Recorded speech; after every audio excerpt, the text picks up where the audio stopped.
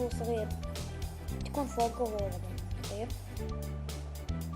وخلينا نبدأ مع الأغراض المحتاجة اللي هي بلوك سلايم وستون و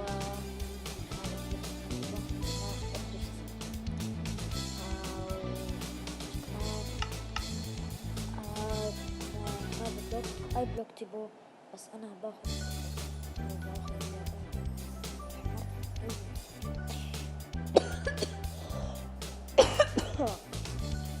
وبعدين ناخذ بلوك ريدستون.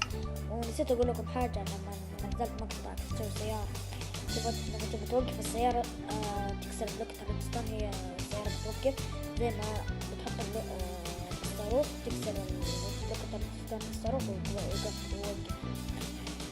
اوكي، أول شي نبدأ نحط الريدستون كذا على فوق، بعدين نحط هنا بلوك سلايم، بعدين نكسر هنا بلوكتين، بعدين نحط هنا الريدستون، بعدين نحط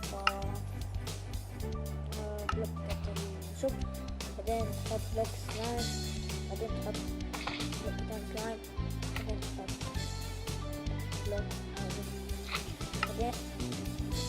بعدين نحط هنا بلوك سلايم، بعدين نسوي بلوك،